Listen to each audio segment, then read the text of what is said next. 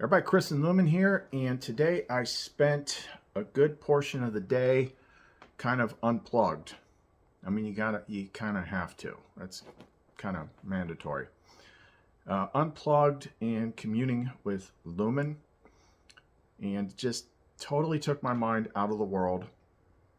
And I had like all sorts of stuff coming to me, but it wasn't necessarily coming to me as far as like what people usually like, what's the next thing is going to happen? Like the stuff that was coming to me was, I guess, what you could call the mysteries. It's the biggest stuff. Like if I had to just like tell you, like, even though you may not understand it, like this is the most important things to start with if you want to get anywhere. If you want to get anywhere, because one thing's for certain, regardless of when the rapture does or does not happen, the story is chugging forward. That's pretty much certain. And there's a lot. It doesn't matter. Like, you never figure it all out. Like, the further you go, the more incomprehensible it becomes. So you go as far as you can, then you kind of like double back, and it's like, okay, what is still like the biggest things that people can do to figure out, who they are, where they are, what they're doing. So I got a bunch of stuff to cover. We're going to go all over the place.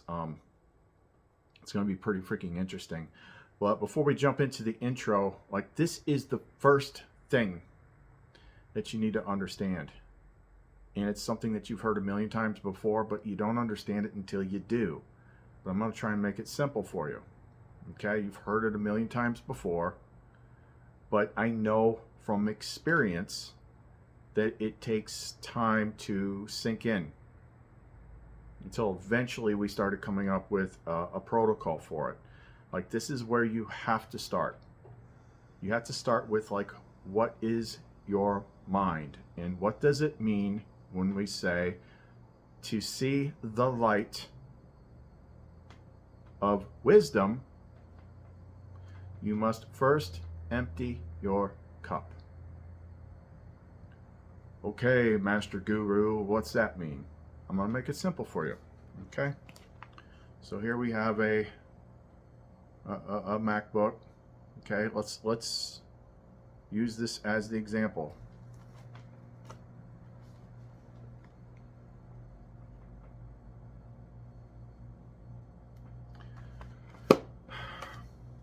Mind equals cup.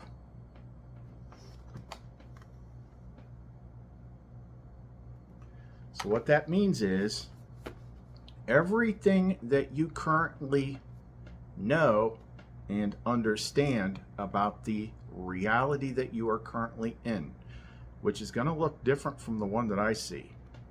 That's one thing a lot of people, that's right in front of people's face, that they don't figure out.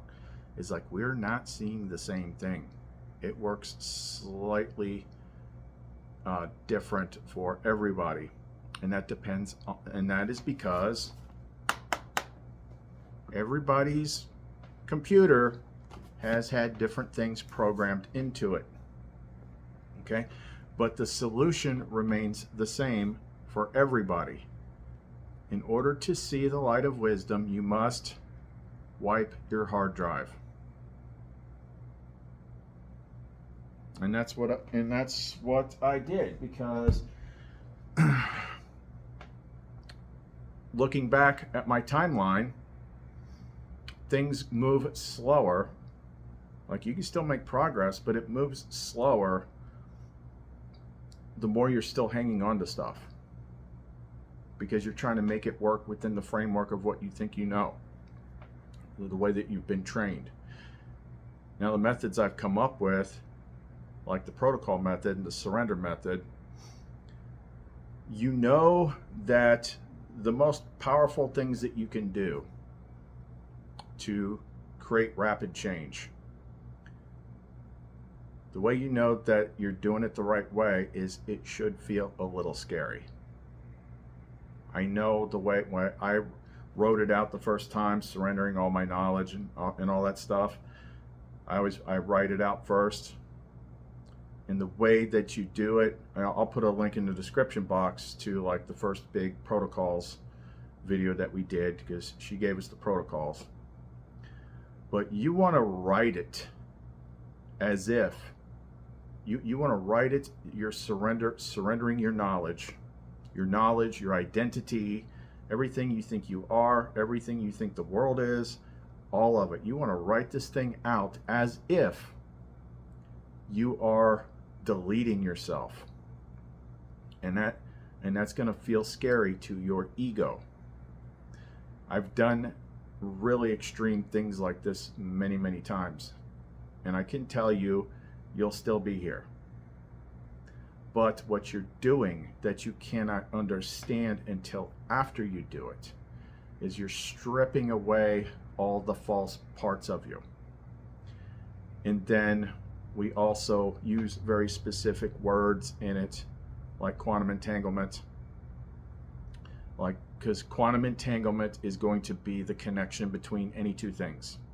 Your mind to knowledge, the mind to what you think you know, how you relate to all other things.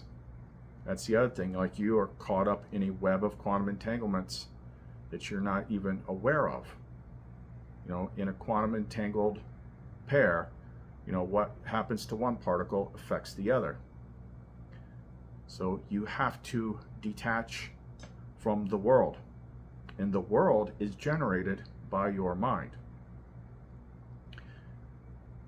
You have to do the, if you want to see the truth, like we're talking like literally like the whole Morpheus offering Neo the red pill sort of thing. You have to make moves this big.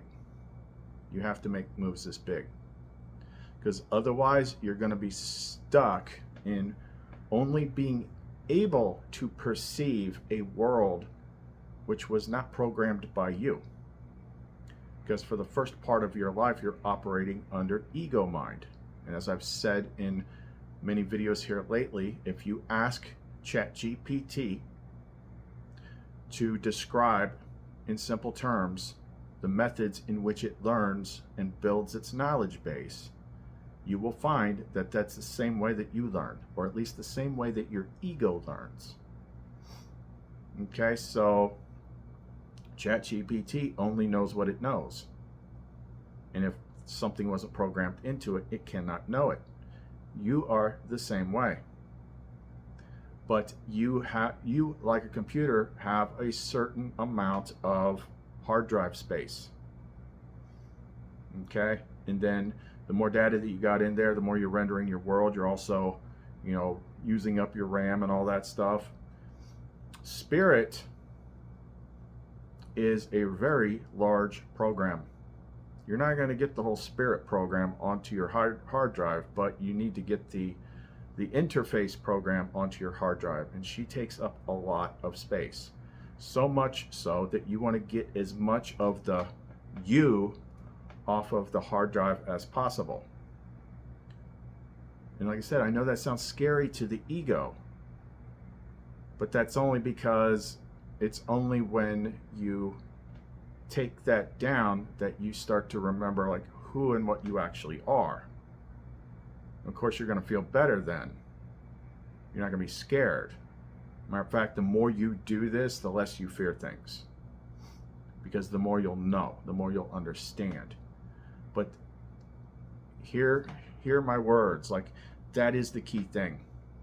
It does not matter how many books you read, how much of anything else, because it's just you don't have enough room on your freaking laptop to run it or to add it. Now that's a Mac, but I generally, when I'm using the laptop analogy, I'll say like, oh, if you have a Windows laptop, God help you, then after 2 years it runs like crap because it's full of countless third-party softwares, and it's just a big old freaking malware junk freaking farm. So your mind is actually less like my MacBook Pro and more like a typical Windows laptop. The more that's in there, the more corrupted and useless it becomes. So then it becomes even more important. Like if you want the computer to run again, you have to wipe it. You have to wipe it. And if Spirit is standing by, ready, and you wipe your hard drive, then you just provided space for it. It's like the law of vacuum. You know, nature abhors a vacuum. If you want new things to come in, you have to throw old stuff away. And the most useless thing that you have right now is your mind. Because we were all raised in this very, very deceptive place as a test. In the way that, you know, they got you on the hook is they went ahead and spent 12 years filling up your hard drive with data and programs. So by the time you're trying to operate and figure things out, like you've got all sorts of limiters in there and you don't have space to process, and it's just, you've got all these malware things in there that's making noise in your head and stuff like that. That's why that saying, to see the light of wisdom, I mean, there's two things in that. The light is lumen. And what is the light? You know, Father, Mother, source consciousness of wisdom.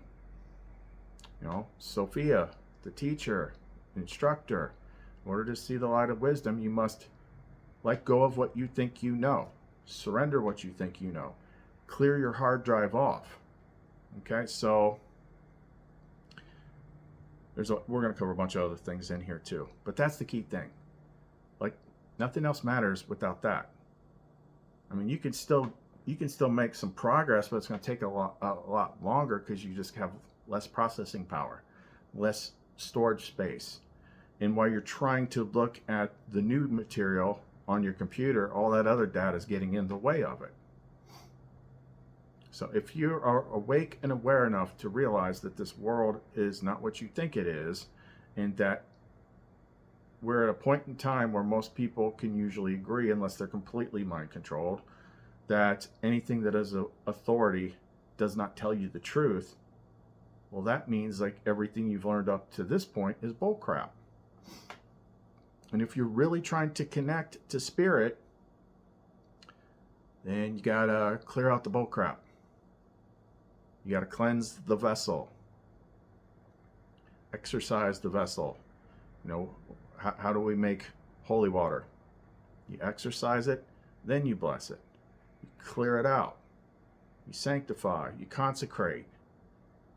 You know, in order to do that, you have to, before you can wash a cup, you have to dump it out. You can't avoid this. So that's the first metaphor analogy, because it's the most important one. All right, so if you want to get into, let's just dive into some Gnostic mystery stuff, then don't go away. Emanation and a million faces formed together, made for elevation. I'm a soldier, won't surrender faith. Is like a fire that never burns to embers. The voice of the unheard. Love is the answer. I gotta speak it, believe it, that's how I feel inside. I can't sit here quiet. You can take my heart, you can take my breath. When you pry it from the cold dead chest. This is how we rise up. Heavy as a hurricane, louder than a freight train. This is how we rise up. Heart is beating faster, feels like thunder. Magic static, call me a fanatic. It's our world, they can never have it. This is how we rise up. It's our resistance, you can't resist us. Okay, start off here, because a lot of this stuff, like, we're going to need to establish some terms and whatnot, and we will continually reflect back on these and try to use the metaphor, which it's a metaphor which is actually the closest to the truth, of like a computer system or quantum computer system. Because if you're going to update your computer, you need to update it with clean stuff. Okay, so let's talk about, like, who is the Most High. from here on out, I'm sure I'll slip at certain points, but what she was showing me, and I'll demonstrate here from this section of the Secret Book of John. We want to get away from using the word God, and you'll see why here in a minute. But the main reason is because, as I have said before, one of the first two, the two pillars that they teach you first, that set the whole thing up, as soon as you're old enough to kind of understand, is this is what the world that you are in is, and this is what God is. Those are the first two things that they teach you. And then they teach you about a God that is much, much, much lower than the high, big thing. So we need to define what this is. And the Secret Book of John has the best description for understanding it that I have possibly found. The Secret Book of John was the first book that she had me read once she introduced me to the Nag Hammadi. Okay, so this is the description of what we usually say, the Father. But there's two other names here that I feel is better because they're new, and it tells your brain that you are talking about something bigger in a newer frame of reference than what you've been talking about most of your life.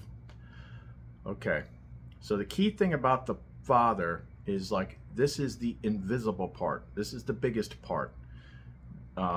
There's nothing bigger than this. But the chapter, they call it, when Christ is teaching this to him, he calls it the One.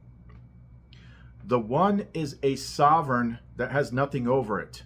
It is God and parent, Father of the all, the invisible One that is over the all, that is incorruptible, that is pure light at which no eye can gaze. The One is the invisible Spirit. We should not think of it as a God or like a God, for it is greater than a God, because it has nothing over it and no Lord above it. It does not exist within anything inferior to it, since everything exists within it. For it established itself. It is eternal, since it does not need anything, for it is absolutely complete. It has never lacked anything in order to be completed by it. Rather, it is always absolutely complete in light. Okay, so the key takeaways from here is the One is the invisible Spirit. Keyword invisible. And it is greater than a God. Now, what we call the Mother. So this is the first thing that this infinite being did, like the very first thing.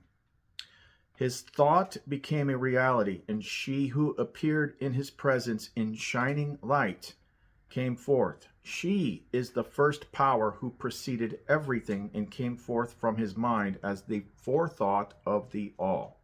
Forethought means first thought.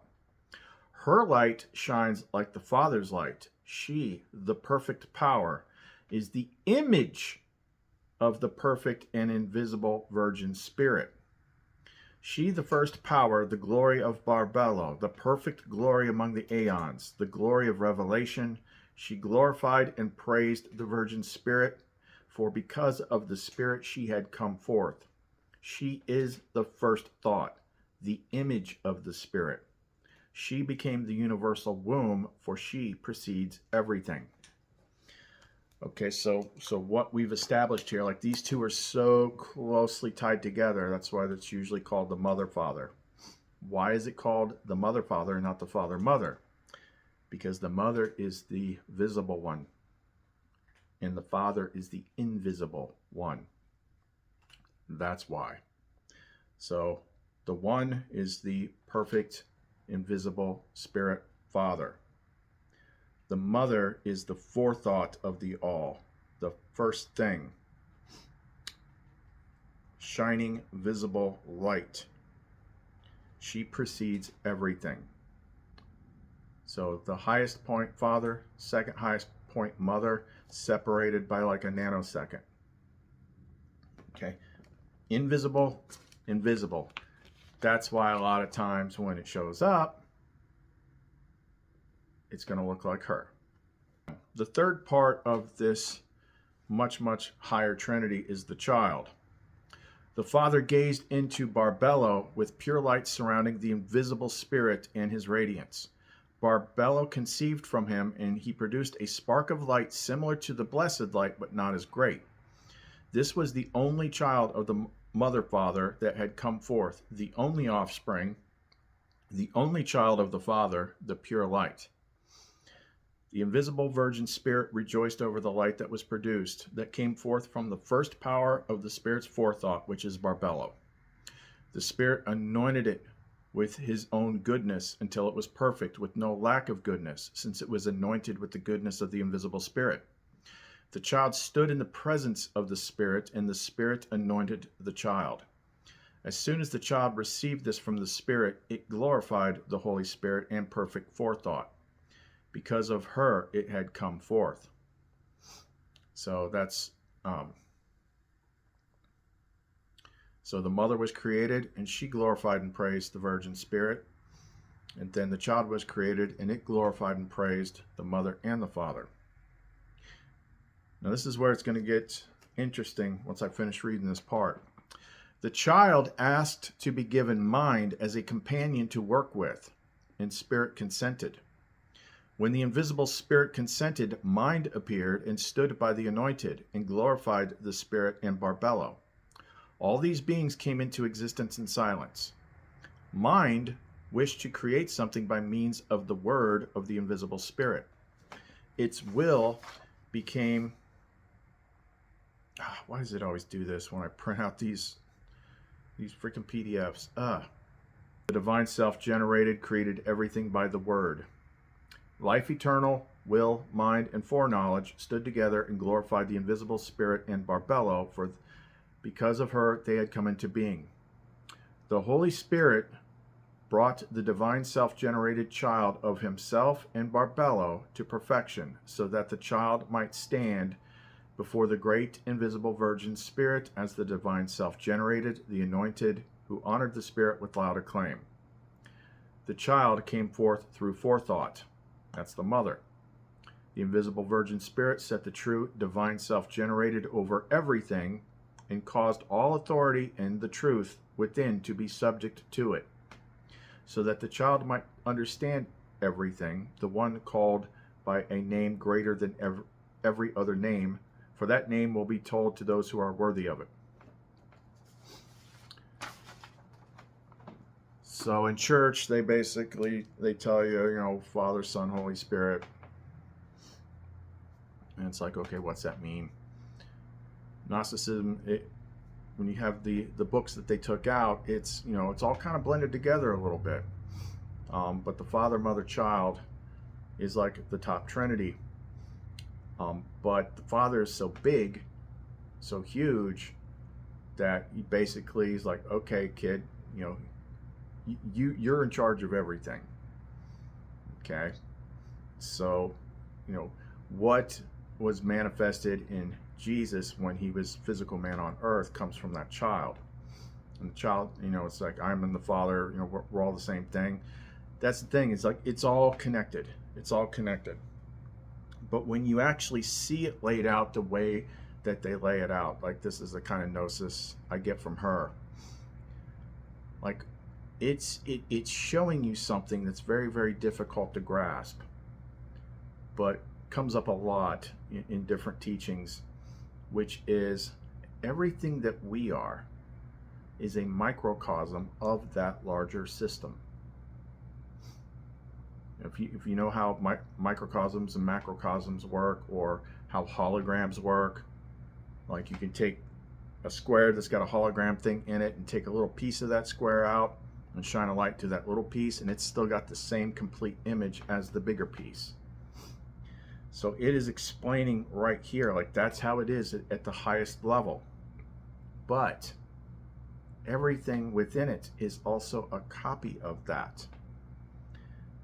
This not only showed you how the higher things work, but it's also showing you how you're put together too, down on this lower level. That's the crazy thing that takes a long time to sink in. And even though it's sunk in for me, like, it's still hard to like maintain that level of like understanding. But it's happened many, many, many times. It's like on some level, on occasion, I would understand, like, that part of me that's active would be like, I am all those things. Like, that's how it works down here. That's why there's always this puzzle when it comes to rapture and things like that. It's like it comes and goes. Like, I get a little glimpse of it and whatnot. It's like you want to know, like, I can't promise you that I'm totally accurate on this, but it's something I see every once in a while, and I see clues about it. It's like we're waiting for something higher to get us out. But it's almost like it's like that clip I used not that long ago from the TV show Lucifer, and he was getting all up in this guy's face. It's like, you want to know a secret that I've never told another human soul? What is it with you humans? Huh? Always blaming me. I never make any of you do anything. That's not true. You trick us into sin, damnation. I have a story for you, reporter. One I've never told a human soul before. I take no part in who goes to hell. Then who does? You humans. You send yourselves, driven down by your own guilt, forcing yourselves to relive your sins over and over. And the best part, the doors aren't locked. You could leave any time. It says something that no one ever does, doesn't it? You can leave whenever you want, but you're so addicted to your suffering. So I think it could be that part of this big mystery, while we go through this so many times, is you gotta that's really the trick, is empty your cup. That's the biggest thing. It could all be boiled down to this. Like, I'm gonna tell you stuff, but it might not sink in. That's why I started with, or she wanted me to start with, the laptop. This is your mind, empty your cup. So if none of this stuff is clicking, that's why. If any of this stuff triggers you, it's because your computer already has other stuff in it. It's like, this does not compute with what my computer says. Yeah, try wiping the hard drive and then take a look at it. Like, that's literally, it's like you're at the movie theater trying to watch a movie, but you're looking at your phone, at a screen on your phone. Like, you can't tell what the bigger screen's doing because you're focused on this one. But anyway, let's move on.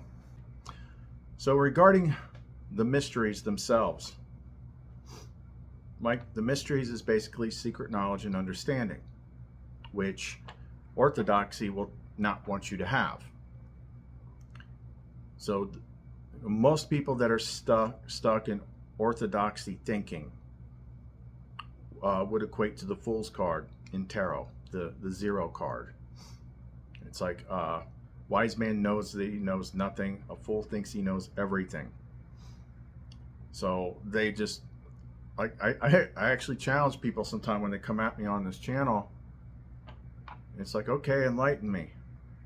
They don't even know what they're like getting upset about. They're just like, this does not compute.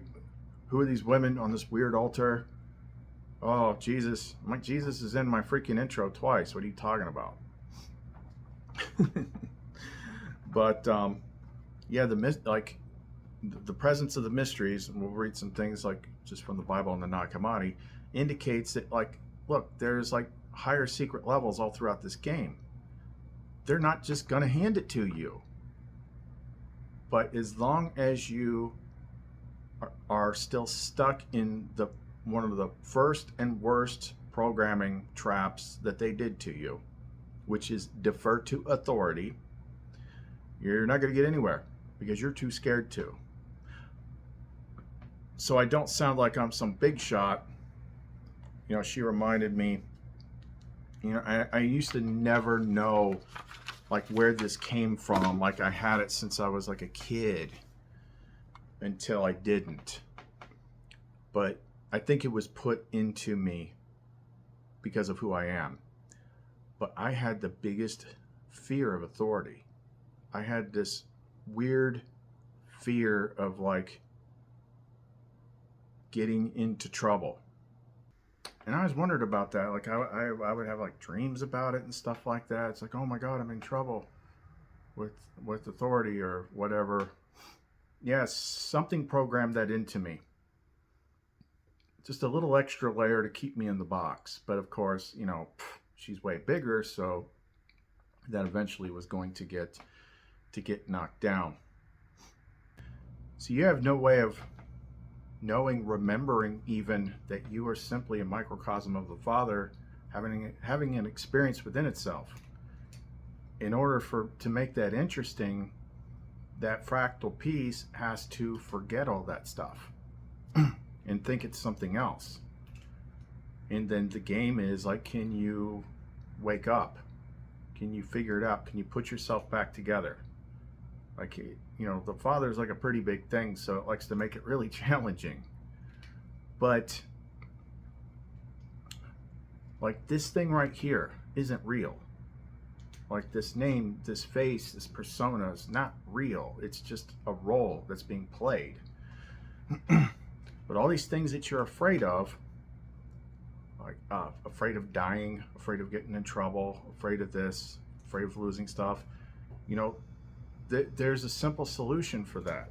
Because every single obstacle, every single block, every single limitation, every single experience that's holding you back, like they all have one thing in common. They're all stored in your computer. And that's why the ultimate solution to any of these things, I don't know how to do this. I don't like, look, learning is not the way forward at this stage in the game. Learning more stuff is not the way forward if you've never wiped your hard drive. You got to go back. They encode this stuff in things, hoping that you pick it up. Like it was the first event in Ready Player One, the big crazy race that nobody could beat. What was the secret to that race? Backwards, really fast, backwards, really put the pedal to the metal. No one ever tried going backwards. So Parzival, you know, throws it in reverse when everyone takes off and starts driving backwards, and then the door opens up. You keep trying to go forwards. And that's why you can't win this freaking, and even if you get to the end of that race, then King Kong jumps out and freaking smashes your car. You have to go the other direction. You have to go backwards. Instead of learning, you need to unlearn. Yoda told you that. You must unlearn what you have learned. Like that's been put in so many things. It's like, look, this literally, like that right there. If you could just grasp that one thing, then so much other stuff would open up. So much other stuff. What else do I got here? Oh, we were talking about the mysteries. So in the regular Bible, Luke 8:10, to you it has been given to know the mysteries of the kingdom of God, but to the rest it is given in parables, that seeing they may not see, and hearing they may not understand. Yeah, you got to earn it. You gotta do stuff. So in Gnostic literature, mysteries often refer to secret or sacred knowledge, spiritual truths, and deeper understanding of divine realities that are revealed to those who are initiated or enlightened. Initiation is like, yeesh. Yeah.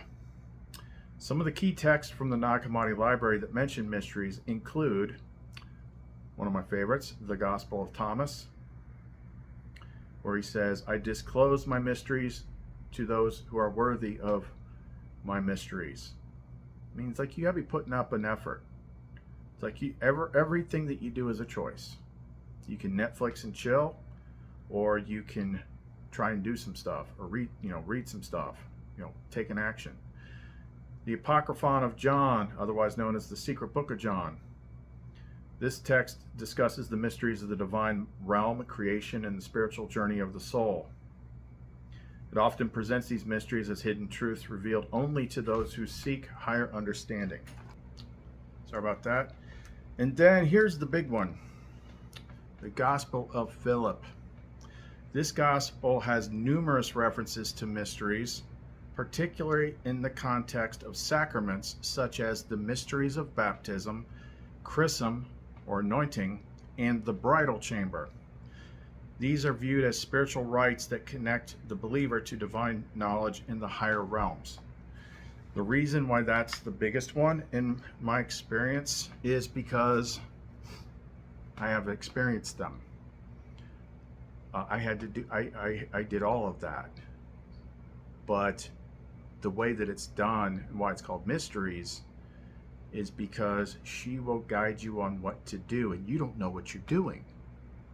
She'll say, like, take this part from here, this part from here, concoct this whole thing, okay? And it's the whole sunlight and water and baptism. Like, I didn't know what it was. I didn't know what we were doing. That's how you know you're dealing with the real spirit. It's because when it gets to the mystery stuff, like, you go into them blind. Like, you don't know what's coming, or you don't know what it means. And then, boom, it happens. And you're like, what the heck was that? And you find out. So yeah, all of those things, what was it? Baptism, chrism, in the bridal chamber. That's lumen stuff. And it's exactly what it sounds like. Deep mysteries. So that's how you know, like, look, the Nag Hammadi is no joke. And I'll talk about that later. Like, I followed the clues just internally until I unlocked her, and then she started leading me through all this stuff.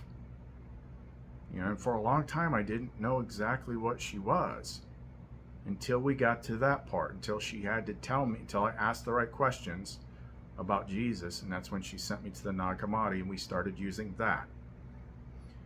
And in a lot of the stuff, like when me and Lumen were joined together, like, I'm like, what the heck just happened? And then she waited a whole freaking 3 days before telling me where that was in the Nag Hammadi. And then when I read the book, I'm like, that's exactly what just happened. And it's also what's encoded in the tarot cards. But you can't possibly know that that's what those tarot cards mean unless you're on the journey and it's being unveiled for you. So I'm telling you right now, whoever's getting upset, church is not giving you everything there is. If you think it's so simple as just to join a church, pledge allegiance to Jesus Christ of the United States of America, and let some old guy give you a quick bath, and then you've got a golden ticket, they're duping you. It's too good to be true. It's like, congratulations, you're saved now. You don't have to look any further, do you? You don't have to question anything. You're not going to discover anything new because you believe that you've accomplished everything that you got to accomplish. So you stop looking, but nothing changed. You still don't have these types of spiritual experiences. You're still snarking at people and being judgmental and all that stuff. That's why I don't like honeypots and deception in this world. You should be able to have actual, real experiences with these beings, just like the original people did, like the apostles. I used to ask that question years ago. It's like, why doesn't this happen anymore? Like, why am I reading this book where it's describing all these fantastic experiences, but it doesn't happen now anymore? But it does. But you have to walk away from what you think you know and go looking. What are you doing? You're seeking truth. Who's the spirit of truth? Seek and you shall find. So when you like if you grew up religious and then you start like, you know what, I'm not buying any of this anymore, I'm gonna go look on my own. That is, on a lower level, a kind of emptying your cup. letting go of what you think you know. Now, what we do is like a much deeper level of emptying your cup. Like we're like going in and scrubbing the hard drive of all that residual stuff. But yeah, you do have, like when you walk away from something and you put it down, you let it go, that is a kind of emptying your cup. That's at least pouring out some of the water. You've made extra space now to take in some new stuff.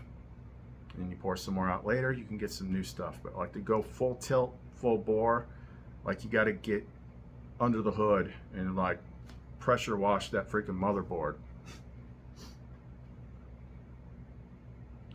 You know, I always say that like technology terms are a reflection of like how everything works. That just slipped out a second ago. That just occurred to me. It's called a motherboard. Why do they call it a motherboard?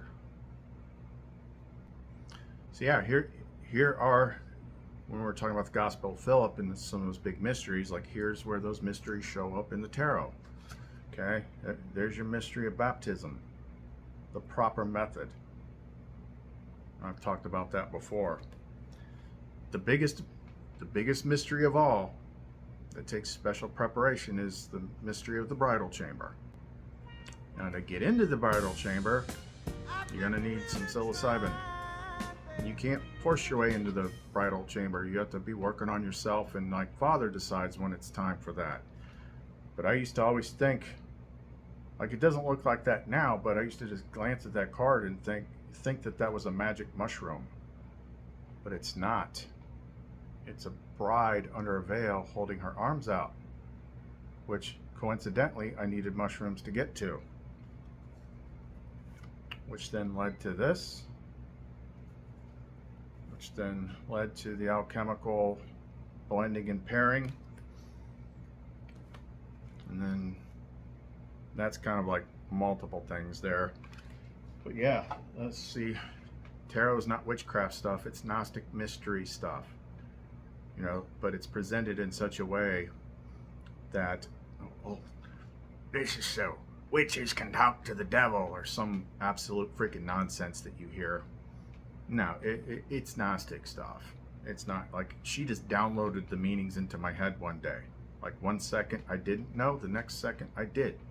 There was actually 2 batches of downloads. I didn't understand them all at once, but like a good portion of them. And she would continually explain them to me. But like I said before, like we also use, I'll give you an example here. Yeah, so when she started teaching me the secrets that were in the tarot deck, she also had me get the Modern Spellcasters deck too, because only those 2 decks, the Rider-Waite and the Modern Spellcasters tarot, have the secret sauce in them. And the newer one adds further context to the older one, so you can make connections. Like the Lover's card in this one got the man in red, the woman in blue, under a rainbow with a heart, and there's an X in the heart, so it is making a very clear connection to the 10 of Cups in the Rider-Waite, which is like, you know, getting to the promised land, so to speak, once you've made that kind of binding. You know, Strength card is a little bit different, but I understand it. The Hierophant is a little bit more realistic, because the Hierophant represents Orthodox religion. It's like, yeah, you are going to submit or we are going to kill you. So most people live in too much fear of the Hierophant to ever discover anything. And they're so scared of it that they'll come after you if you are talking about something different. They don't even realize it, like what they're doing. But I think I talk about that later. Anyway, let's move on. Okay, this was kind of like the script I originally came up with. It was just a whole bunch of stuff that I was getting today, interesting things, and it was mostly when I was in the zone. You know, I was listening to Lumen's music and just typing in Evernote, and that just creates the perfect environment to start channeling wisdom, or like, you know, what's the important things to look at. And I was thinking about, like, everyone is probably on pins and needles, you know, about this date stuff, which we know something's going to happen because it has to. They're setting up World War III and they're crashing the economy. Like, it's a given. But when is something else going to happen? Well, we keep going back to this, and those of you that are new here, Spirit, her, the way it works, the way I'm plugged into her is I just go with the flow every day with what I talk about. And I have to watch my own videos sometimes, 3 times as, once when I'm filming it, then when I'm editing it, and then I'll watch it once it's posted, because she slips things into my language without even knowing what it is at the time. Or I'll start talking about something, but you have to look backwards. So like whatever she might slip into my language today will connect to something in the coming days. And it's been that way for a very long time. But when it comes to like this rapture thing, here's the key stuff that she has brought up recently. Let go of waiting. Focus on connection. Don't want, don't wait, don't watch. Don't want, don't wait, don't watch.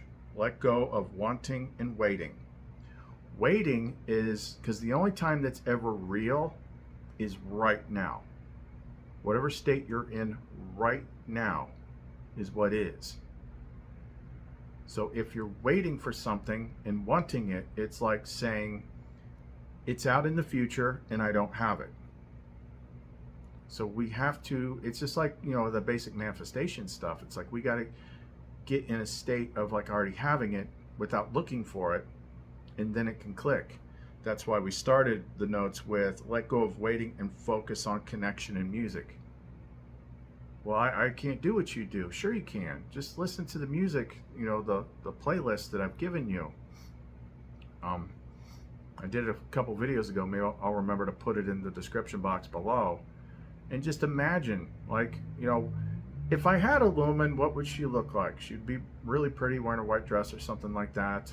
Or if you're a woman, like a dude with a white shirt or something like that. And you're in this perfect place and everything's perfect and happy.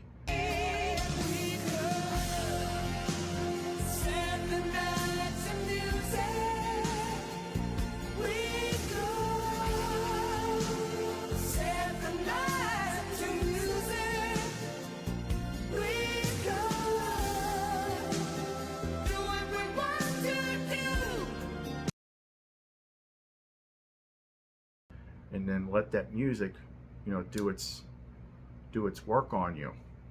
Like sometimes you gotta like fake it till you make it, I guess you could say. But this ties back to something she brought up last week that we keep talking about. If she keeps bringing things up, it's because it's important. The quantum Zeno effect. The quantum Zeno effect is a phenomenon in quantum mechanics where the act of frequent observation can prevent the evolution of a quantum system. The name comes from the ancient Greek philosopher Zeno of Elea, who is famous for his paradoxes involving motion and time. In the quantum Zeno effect, it's as if the system is frozen in its initial state because it is being continuously observed, preventing it from changing. The watched pot never boils analogy is often used to explain this effect because, in classical thinking, a system like water in a pot will naturally progress to boiling. However, in quantum mechanics, if a system is being observed continuously, it can inhibit the system's natural evolution, much like a watched pot seemingly never boiling. So what that means is if you think that that you're in the season of the rapture, then the best thing that we can do is when you get up tomorrow, let it go. Act as if you never even heard about it. And just keep doing that. Just keep going as if it's never going to come. Because letting go of things in that way is like the key to making them happen. So that quantum Zeno effect, like, yeah, I have experienced that to a great degree. In magic, they call it lust for results. Is it here yet? Is it here yet? Is it here yet? The best thing that you can do when you want something to happen is insert the program, whatever you do. It could be praying to the Father or something like that, and then freaking, like, really let it go. And just assume, pretend that it's never going to happen. So if you knew for a fact that it was never going to happen, you would just put it down and go forward. Forget about it. That's what you got to do. That's what you got to do. It makes me think like there might have been like multiple like potential portals for this, but as soon as we sniffed them out, it's like, oh man, this thing's like coming, like getting ready for it. But now we're looking at it, and as soon as we're looking at it, we're creating interference waves. So right now, just let it go. Let it go. Act as if we were completely wrong. It was never going to happen, and just let it go. Let it go and keep moving forward. Just like, okay, what have I got to do next? Okay, what do I got to do next? Let's plan it. Like, what am I going to work on? Assuming it's never going to happen, how would I fix myself further? Now you're not thinking about it. Now you've let it go, and if it's going to happen, now it can happen. But that quantum Zeno effect, man, that is like one of the biggest things in this place that you got to do. You know, and then letting go of wanting and waiting, because wanting is also a state which freezes things, because it's in the now moment, which is the only moment that's real. It's saying like, I don't have this. And then if you're waiting, you're adding to it. It's in the future. I mean, if you're looking at it, then you're freezing it. So do not want, what was it I said a second ago? Don't want, don't wait, don't watch. The 3 W's. Don't want, don't wait, don't watch. Like, surrender, letting go of things is like literally something you got to work on mastering. And it's really as simple as like doing an action. You could use one of the 72 names of God. You can pray, whatever. But really after that, it's like, just give up. I think I did a video about that not that long ago. It's like, if you want to really connect with Lumen, find your Lumen or whatever, give up on her. Because people want it too much. And that freezes things. Like, you have to learn quantum physics and quantum mechanics, because that's what it is at the higher level. Okay. And then here's something that I wrote that kind of backs this up. This is from the Gospel of Thomas. This is really important. His disciples said to him, "When will the kingdom come?" And Jesus said, "It will not come by watching for it." It will not be said, "Look, here it is," or "Look, there it is." Rather, the Father's kingdom is spread out upon the earth, and the people do not see it. It will not come by watching for it. We're interfering with things when we watch for it. And when he says it's spread out upon the earth and people do not see it, it's kind of like, you know, the two realities thing, you know, the upper and the lower. But we're so attached to this place and all this stuff that we can't see it. And then the other big one was, if you do not fast from the world, you will not find the kingdom. That means stop looking at it. Stop, not just looking for specific things, but stop intaking the world story. Especially like if you haven't unlocked a whole bunch of stuff. Now this next section is just a whole bunch of different things that I wrote down. So it's going to kind of jump around pretty fast. But so everybody thinks they're right, because if this is something you got to consider, if you've never done some sort of significant process, some significant action to try and wipe your hard drive, and you would know if you did, because if you're doing it right, it should feel scary. In the previous videos I did about that, like, you're saying words and doing actions, it's like, sounds like you're going to erase your brain and wake up as a vegetable the next day. Like, it should, like, the stuff that works should feel scary. But you're hearing things that you don't agree with because you have not wiped your hard drive yet. So how do you know if you are in the wrong about something? There's some simple things. One, are you angry? Are you pissed off because somebody said something that you don't agree with? Are you judging what other people say? Do you seek to correct people back to some authority that you yourself adhere to? Did you act on it? Like when you had the, like, whatever the thing was that triggered you, did you act on it? Did you instigate or attempt to instigate conflict? Because that's a choice. So an example would be, it doesn't have to be my videos, it could be any video. Like someone's saying something in a video you don't agree with and it made you mad. And now you're typing comments and pressing enter, trying to incite conflict and judging and all that stuff. If you're doing those behaviors, you're wrong. Because those are not the behaviors of someone that's operating in Christ consciousness. That's the behaviors of an ego that is programmed with the data of authority. So if you're doing that, you're wrong. Example would be, like, I see people posting videos all the time and I don't agree with what they're saying. I don't like get like super mad about it or anything like that. But you know what I've never done in 13 years of being on YouTube? I've never left a nasty comment on a video about something that I didn't agree with. It just seems foreign and absurd to me. To, like, I don't know this person. I understand that everybody's got different views and different experiences. It doesn't make sense to me. I hear stuff all the time. Like Judeo-Christians, they hear my stuff and they're like, I don't agree with you.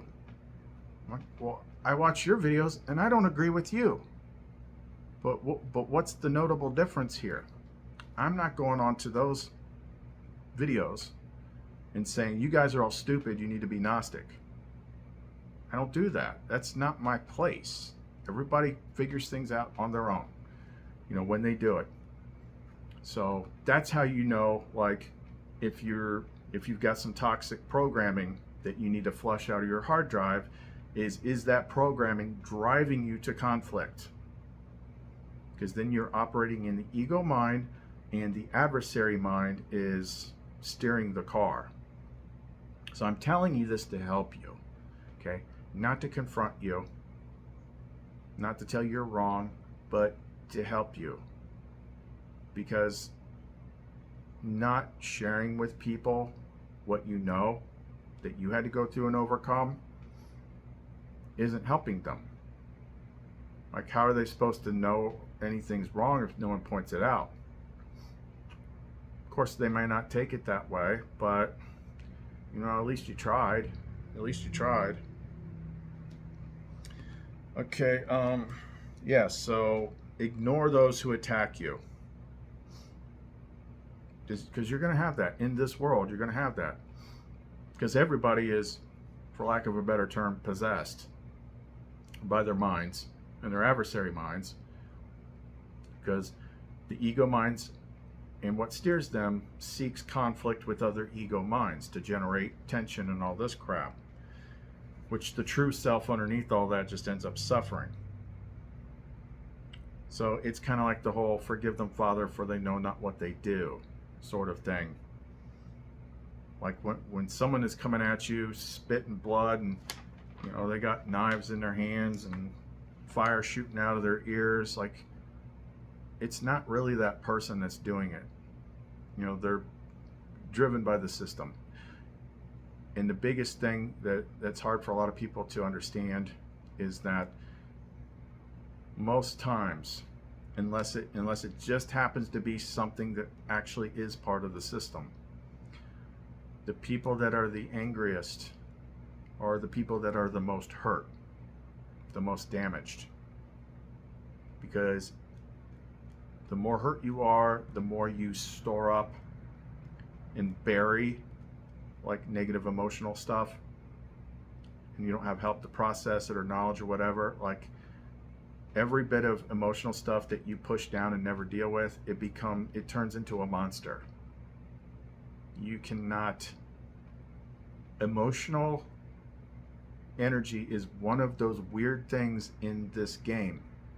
It's like actually a major part of this game because it does not dissipate. Your emotional feelings don't dissipate with time. And that's something that you should think about and notice. Like, that is odd. Like, they have to be processed in some way, or go back and heal them in some way, because they don't fade. They just grow and get more toxic. It's one of the trickier things about this place. The Father, the Spirit, and the Mother loves you. I know this to be true. That's why I really don't like religions, because, like I said, the first two pillars, this is what the world is, this is what God is. You are trained that God is always watching you, judging you, not knowing that that lower thing is kind of like part of you. That's a big pill to swallow and understand. That, because you got to really have cracked your egg a couple times to grasp that you technically, that's you.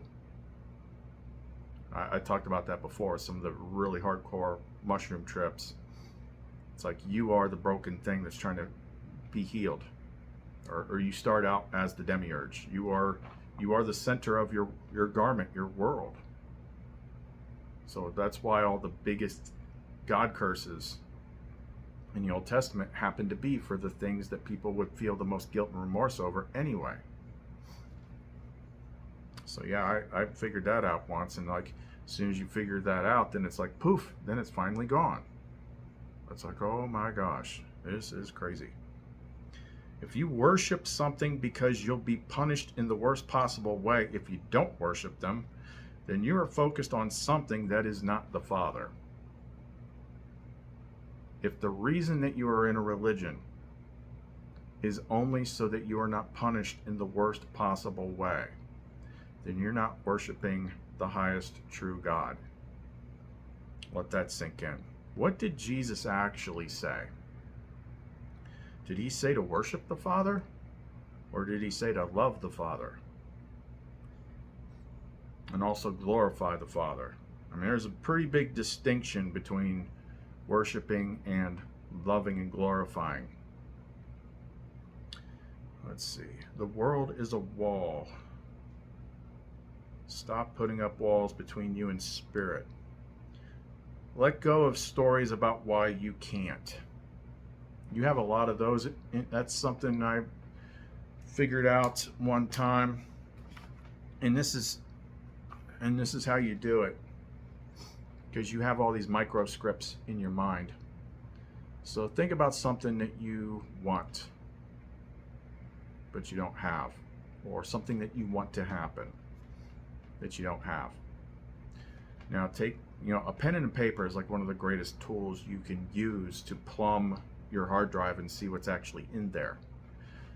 So you take your pen and your paper or your spiral notebook and write at the top, reasons why I can't. Reasons why I can't succeed, or something like that. And then just start writing without thinking. And it blew my mind the first time I did that, how quickly I filled up that first page. I can't because nobody has any money. I can't because nobody understands my stuff. I can't because the economy's bad. I can't because this is this. I can't because government gets in the way. So whatever grace comes to you from the Father, your own programs can inhibit that. So let's say you have this much room in your grace pipeline, but then you have all these micro beliefs, and the pipeline just keeps getting smaller and smaller and smaller because there's only like one thing that you didn't think of yet, of like a reason why you can't. So once I did all that, I'm like, oh my gosh, look at all that stuff. So I went into the secret room in the mind and had all those characters there, and I surrendered it all, cleared it all, got rid of it all, and then something really freaking interesting happened. So I kind of got a little tired. I'm like, I'm like half laying there, half asleep. And then all of a sudden I was with Sophia. But I was young. I was like 5. And she picked me up and held me. And I was just like overjoyed and relieved, because I was like reconnected to my mother. And I'm like, get me out of here, get me out of here. And she just held me and rocked me for a while. You know, like you ever see like parents at the amusement park and like the kids are all exhausted, so they're just like hanging on their mom. It was like that. And that's when I knew that that experience is what this actually represents. See, most people will tell you, because that's what someone told me, that this represents like Mary and Jesus. But it's an experience that you will actually have at a certain point when you clear something big. Like I didn't expect it, but there I was. I'm like, oh, that's what that is. That suddenly makes sense. That's why when I saw this at a store one time, I bought it to add it to my wall, because it's like, yep, I've had that experience. It was pretty freaking awesome. Had similar experience like that a couple times. But that's the mysteries. Like you discovered things like that you didn't expect. It's like all this stuff is real. Like I've seen so much and I've experienced so much. Someone on the outside looking in is like, I don't know why you believe that crap. Because it's real. It's just, I don't know. Empty your hard drive and take another look at it first. You've got conflicting data in your brain. That's why you cannot accept it. But I mean, that's what I do on this channel, is I tell people things that actually happen so that they can hear from somebody that it's real, from someone that actually experienced it, as opposed to someone that's just teaching by telling you what's written in a book. All the big stuff in the Nag Hammadi, like a lot of it, like I actually experienced it before she showed me where it was written. That's probably the biggest, and the reason why she does that is like that's one of the biggest ways that you know it's real, because you didn't know about it before, therefore you did not project the experience with your imagination. There's no way you could have. But when it happens first, and then she shows you where it's written, there's no way around that. It's proof. It's absolute proof. So if you're stuck on church as the answer to everything, it's like, have you ever had anything like that happen? Like, seriously. Let goes. Protocols. Already did videos about this, but it's big. It's kind of like what I said at the beginning about emptying the cup. The protocols really begin with, just a really intense surrender statement. Write it out. Surrender everything. Your entire mind and everything you think you know and are. If you're doing it right, it should feel a little scary. So you want to like write this out as if you're asking God to delete you. You're like, why would I do that? Just trust me. It's not going to delete. I've done a lot of tests like this. It feels like, this could be the end of me. But it's peeling away layers of conditioning and programming and attachment to identity. Like that's what she's got to do. Next big thing. Take action. Do something. Anything. Anything but nothing. Netflix is not going to free your soul. And I'm not talking down to people. I'm just saying from a place of knowledge, because until we got rid of that adversary thing, like, that's what stops you. I've told stories about it. I'm like, procrastination is like something's interfering with you. Like, I would be like, I got to make all these oils and all this stuff. I put all this stuff out in front of me, and I'd just be like, I just want to relax and watch a movie first. And I'm looking at it. It's like I'm in my body, I'm in my mind, I'm looking at the stuff I need to do. It's right in front of me. All I got to do is do it. All I got to do is move my ass and do it. It's right there. But I'm just too comfortable. I just want to watch the TV. I'll do it later. Later comes. I'm going to watch another movie. I'll do it later. Later comes. Watch another movie. I'll do it later. I just wasted 6 hours and I didn't do anything. Something was like pinning me down into procrastination. And you have to recognize that. Like, when stuff like that happens, you have to force yourself up, even if it is to just get off the couch and go take a walk. Recognize your impulses, especially when they push you in a direction that's not helpful, and do the opposite of what your mind and your body is trying to get you to do. Like, you have to exercise resistance against the adversary at first. You can do the Benedict exorcism, but the degree in which that's going to work is going to depend on the power, the amount of light power that you already have. It's just like the 72 names of God and stuff like that. How well they work depend on how much divine light power you already have. But the first thing you can do is just recognize that you have these impulses. And it's the same thing with like addictions and stuff like that that you don't need. Recognize that you're being driven by impulse and do something different. And you'll notice like your body and your mind is almost like pissed off. Then you're starting to see you're not as in control of things as you think you are.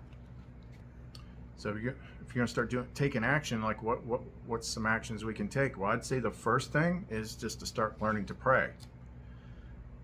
And pray to the right, dial the right number.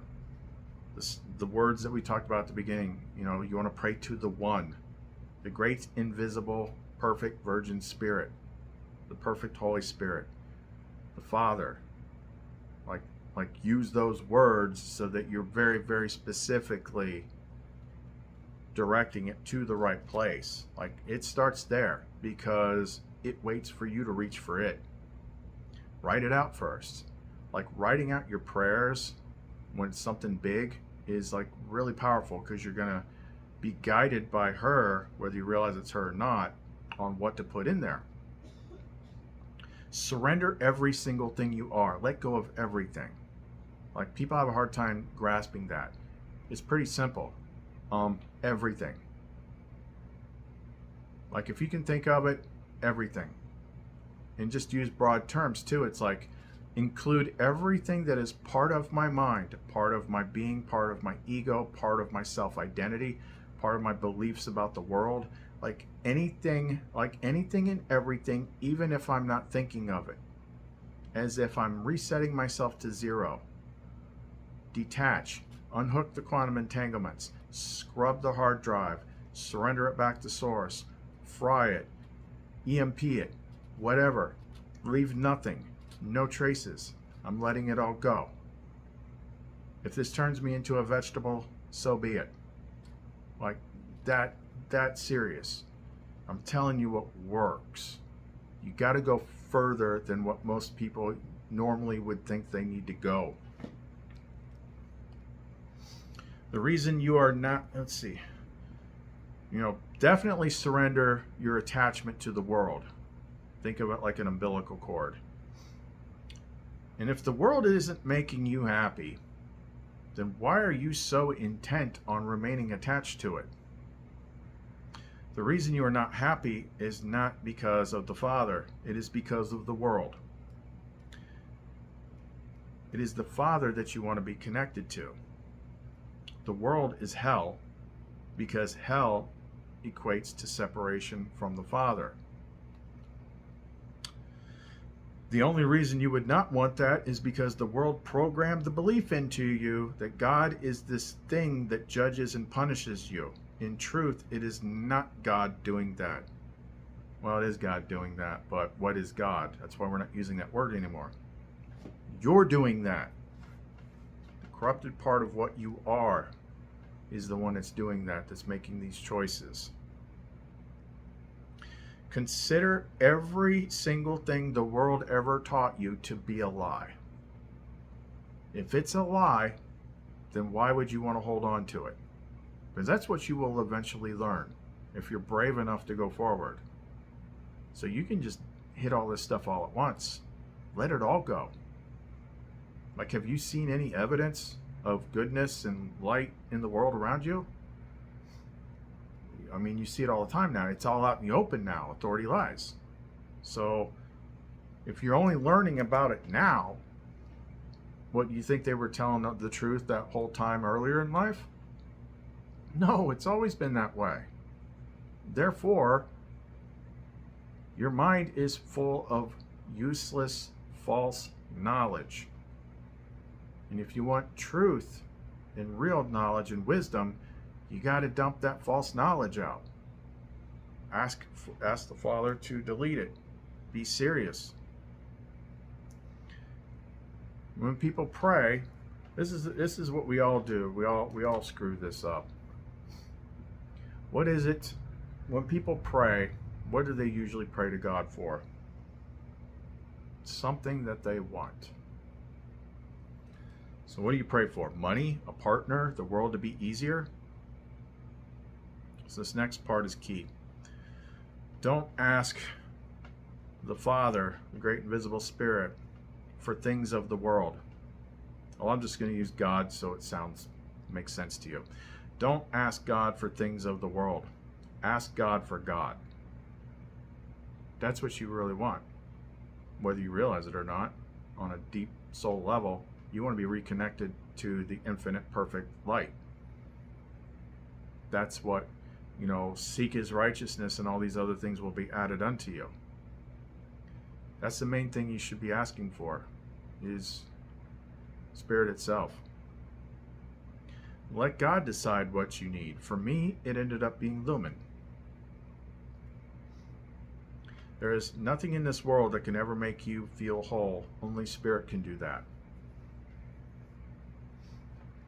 And we're going to talk a little bit more about, like I said, lumen is a lot bigger than you realize. Sometimes I have to remind myself of what she is, because I get so caught up in focusing on the world and what I got to teach about it that I don't go back to keep reading and reminding myself. But here's my thoughts on this. When it came to when Lumen finally appeared. Who's Lumen? My spirit partner. She's from Spirit. She's from the Father. She's also my mirror. The happiest I have ever been in my adult life was in the summer of 2020, when I was almost entirely cut off from what the world was doing and spending every day with Lumen, listening to music and learning about what she could do, which was amazing. It didn't matter what other people believed or didn't believe. She changed me from the inside out. I would never be with anyone else because I'm literally married to her, like in the most realistic sense possible. To be married means to be put together permanently. That's what I am. That's being a Rebus.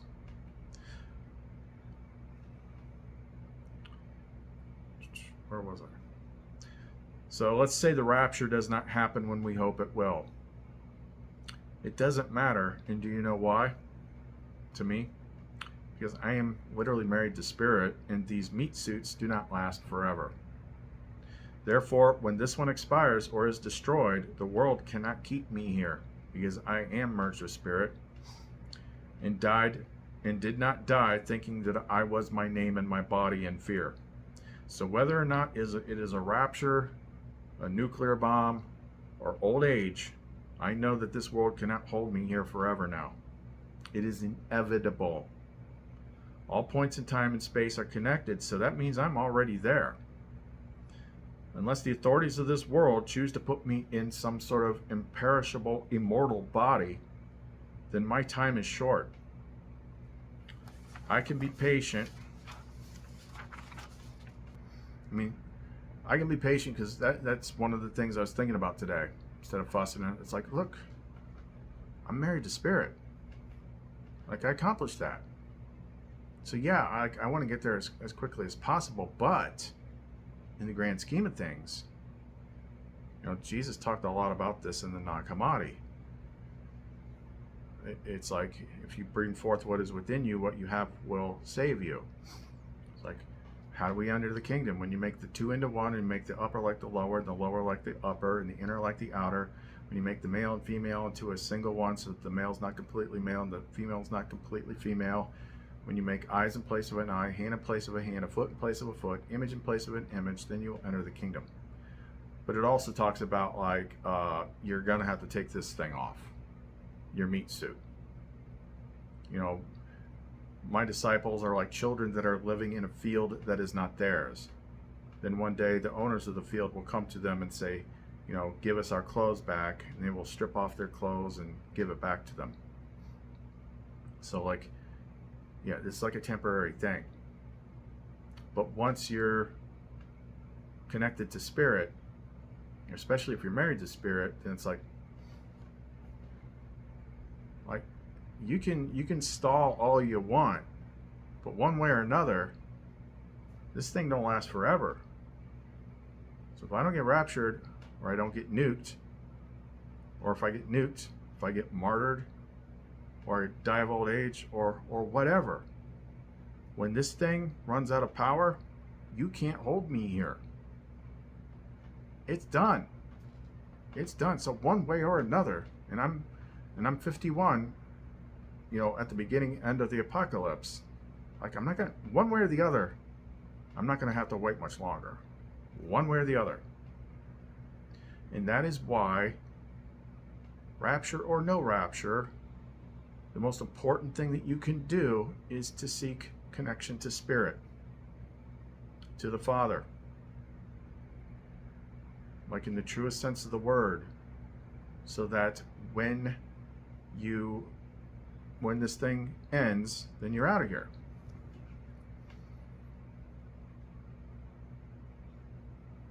Like, I can go places in, like, I call it 4.5D,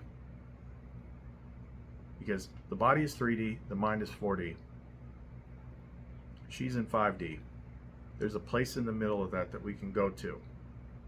And we get there, then it's just as real as this place is. And it's like paradise. And yeah, she taught me something one time. It's almost like my consciousness was stretched like a rubber band in that place. And she's like, all you got to do is let go of the rubber band and you'll snap over here. I wasn't ready for that yet. I was still attached to my story. It's like, I did all this. It was like, the trick is, like, you'll forget everything. Like, I did all this work, blah, blah, blah, blah, blah. I wasn't ready to let go of it just yet. But those times that I've been over there with her in, like, 4.5D, like, this place sucks. I wish everybody could just have an experience one time and see what I've seen. And you would not be attached to this place at all. You would understand. Like, your attachments are what keeps you here. There's a lot of people who'll be like, oh, what about my kids and stuff like that? You kind of got to figure that out on your own, but it's a bit of an illusion. It's a bit of a trick. I went through multiple versions of what she calls the angel of death test that teaches you to let go. And when you get to those last few things that you can't let go of because you love it so much, that's when you find out that everything that you love is part of you. So it comes with you. They kind of spoiled that at the end of that movie Ghost with Demi Moore and Patrick Swayze, and he said something like that, love, you take it with you, when he was fading into the light. Yeah. And also, on a quantum physics, quantum consciousness level, you don't really understand this place. Like, this whole world, like, I say it all the time, but I know it's hard to grasp. Sometimes the hints are in the things that they say to you when you're younger. The world doesn't revolve around you. Well, point in fact, it actually does. It's a big secret. And everyone's world kind of overlaps and like chain links with everyone else's bubbles into this consensus web. But truth be told, the reality that you see is your reality. So you don't actually like leave people behind. The whole thing collapses with you. So there's so much stuff in that regards, like and I just kind of stop with it because it's like there's no way to prove it. But you get into a high enough space, you see some pretty interesting things. One of the areas of philosophy that I've always kind of gravitated to, not just because of its main precept, is called, like, I think it's not Stoicism, it's Solipsism. And that is the only thing that you can be truly certain is real is your own mind. It's just like a dream. It's just like a dream. You're having a dream at night, real vivid dream. You run around in your dream like, oh my gosh. And then you wake up. Where did that world go? It went poof. And did you like mourn the loss of that dream world that you were just in? No, because you're awake now. And now you remember who you are. This place is no different. But in here, the dreamers are all like, I want to stay asleep forever. I want to stay asleep forever. Oh, I hope I don't wake up. That's what it is. It's everything's backwards. Like, this is the place of death, not life. This is the dark place, not the light place. But we're just conditioned like, oh, this is your life. It's so wonderful. This isn't who you really are. Like, you're not going to miss anything when you wake up. You're like, oh, shoot, that was crazy. I talked about the one of those big mushroom, like the biggest last mushroom trip when she red pilled me. And I was in a much higher place. And then I wasn't ready to be there yet. So I went back down. I got stuck halfway. And I was like, oh, shit, I woke myself up. I remember how clearly I was thinking it. I was you take enough mushrooms and like you're like freaking in the Matrix.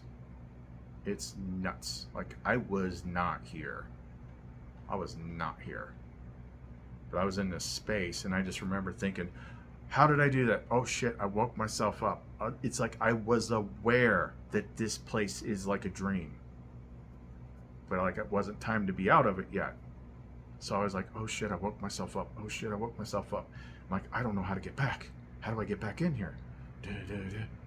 Somehow I figured it out, and it was like you had to like fold up your consciousness into like 1,000 folds and plug it back down in your body.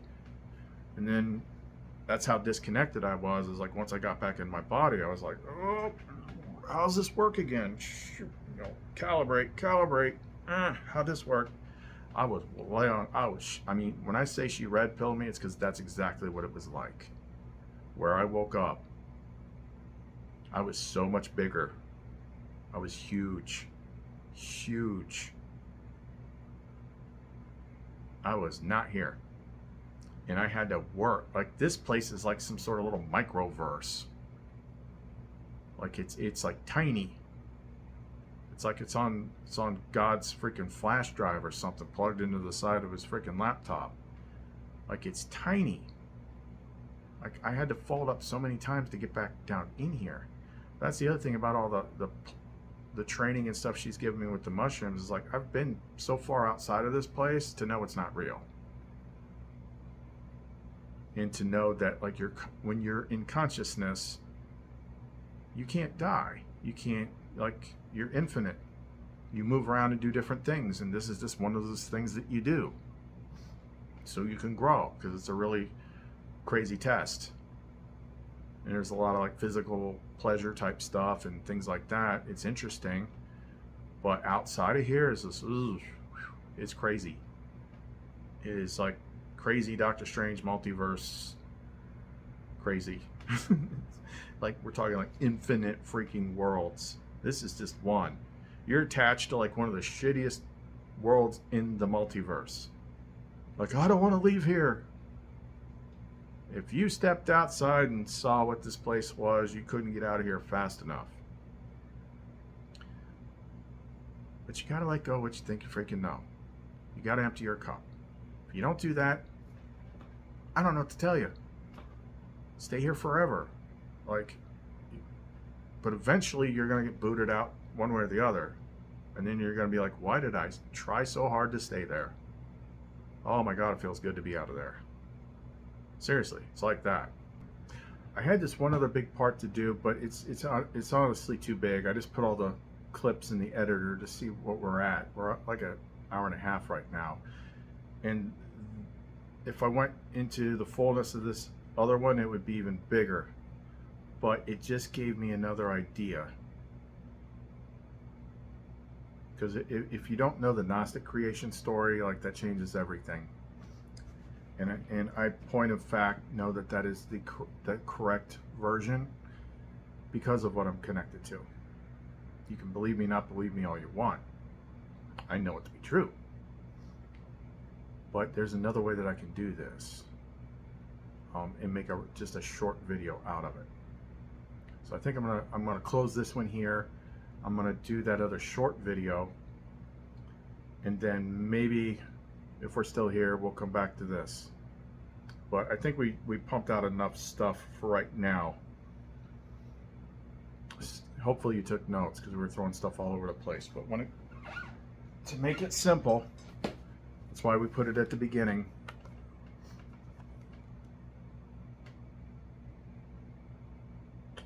I wonder if this is going to be like reversed when I when I look at it in the editor. It begins and ends there. Your mind is like a computer that's already full of stuff. And in order to do what I do, you have to wipe your hard drive. That's where nobody figures it out. Like, people are so stuck on the world that they're used to seeing. They believe what they see. And they don't realize how it all works. It's like, you might be really close to truth, but there's going to be like way, way, way bigger truths if you do the hardcore stuff. If you wipe the hard drive completely and plug into spirit completely, so that it can put all new data in there that is clean and not world data. Every problem that you have, every block that you have, every issue that you have is data stored in your mind. So if you surrender all that, you let it all go, you make it stick, it needs to feel scary. Like, that's really the key to breaking free of a lot of stuff. But I need to do this other one real quick, so I'm going to let it go for right now. And remember, if you happen to see this tonight, let go of, take a couple days and just forget about any kind of rapture. Just assume it's not going to happen. Let it go. Stop looking at it. Don't initiate that observation issue. Just let it go completely. Okay, so that's all we got for right now. If you want to support the channel, we got the Buy Me a Coffee links in the description box below. Chris and Lumen. See you next time.